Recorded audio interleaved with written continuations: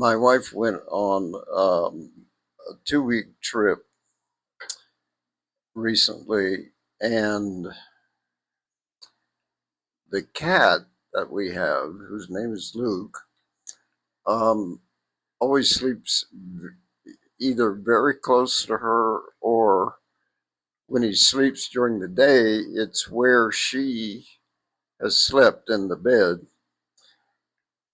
So the next morning, he got up and he went to the door that goes to outside. He had seen her go out with her bag, and he called her back over and over for at least 30 minutes. He sat there and said, "Please come back. Don't go away. Don't go. Don't go." And after about 30 minutes, he gave up and he went and got on the bed, and he spent all day there. Um, it was pretty obvious what he was doing.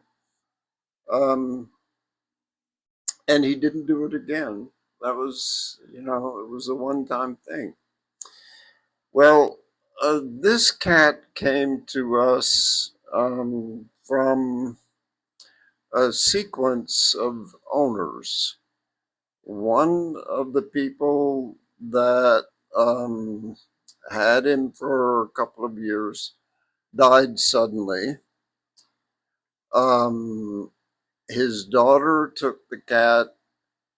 Her life was in flux, and um, she couldn't keep it. She gave the cat to us. Well, the cat had showed up in in a desperate kind of situation, I guess, because the fellow who died opened his door one day, and the cat just rushed in and insisted upon staying. So he kept the cat, fed the cat, and so on, but it was a very independent cat. It would go out on the balcony. He lived in an apartment complex. He would jump into the tree, and he would be gone all day, and he'd come back when he was hungry. Um, all right, so the cat that we inherited was a little wild, a little independent, and if he met another cat, he would attack. If you tried to pet him, he would bite. Um, so for the first year, he stayed in his own chair, and he almost never came close, and you couldn't pet him. But over a year, like all of a sudden, something changed. Um, he went from being that standoffish cat, very independent, and if he never met a wall he couldn't jump over, he suddenly settled down and he started to spend long naps sleeping between us on the couch during the day. And you started to be able to pet him, and he started to purr. and and now that cat has become very humanized, I guess you could say. Um, so I am reminded of a story that I read recently about two cats who were brothers who had grown up together and always slept together and so on, and played with each other's toys, and just very happy brothers who had grown up well taken care of. And one of them died all of a sudden.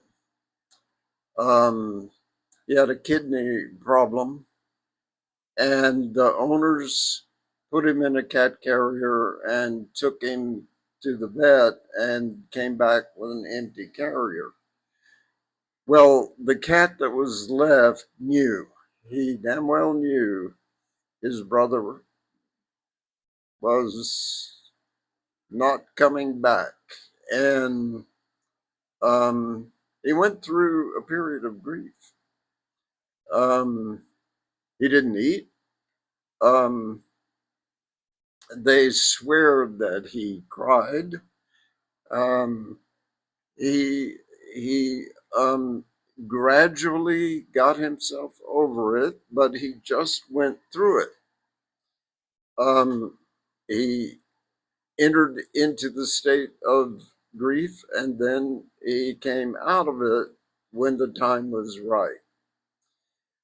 Um, Now, another story about grief was when, um, on the human level, in our own lives, we had lived in a beautiful part of France for 20 years, and I had painted and read and worked in the garden and really enjoyed living in this little village of 150 people in this old house, stone house built in the 17 and 1800s that we did a lot of work on over 20 years. We really had put our roots down, and um, all of a sudden it collapsed. So we um, did what we had to do. We sold the house. We left there. We went back to the States. I realize now, and this happened, say, 10 years ago, that we entered a period of grief. Um, and it took, it is probably not over, but one of the reasons it lasted so long is we resisted it, or at least I did. I I actually tried to talk myself out of it and said, it's just the way it works. Um, so I was reading recently something by Michael Meade talking about how it's natural that things come together and they create something beautiful, and they reach this kind of apotheosis and then they collapse. Then it's just the natural rhythm of things. Um, and now I have to admit that I blame myself for everything falling apart, and because it was such a beautiful thing and I wanted to hold on to it. But when it did collapse, I didn't think of it as a natural thing. I thought of it as something I did wrong. Um, Michael Mead's take on it is kind of comforting to me, frankly, um, because it gives you the thought that it's never going to be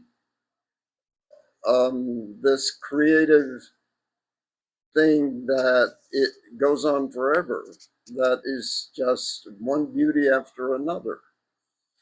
No, we actually must have lessons we need to learn that are essential for some deep part of us, that something in us needs to keep growing. And if we insist upon staying at a certain plateau and a certain paradigm, we're going to stagnate. Well, I can say with a great deal of pride that I'm not stagnated. Um, something else started happening, and it was completely unpredicted. I um, I started waking up in the middle of the night with all these sentences going through my head, and it was one variation after another. And the only way I could stop that from happening so that I could actually sleep all night was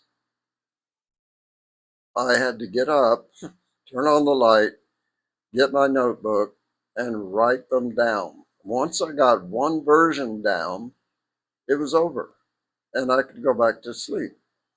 That's how my writing careers started off. I um,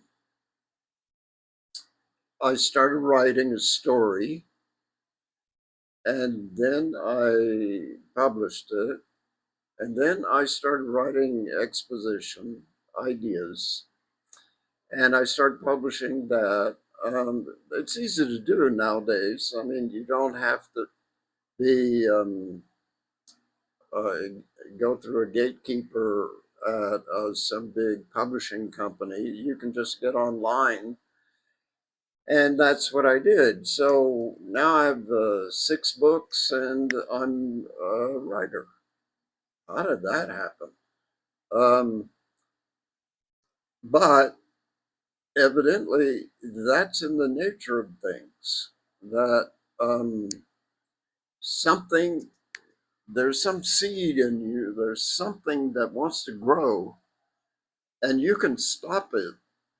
You can keep it from happening, and try to talk yourself out of it.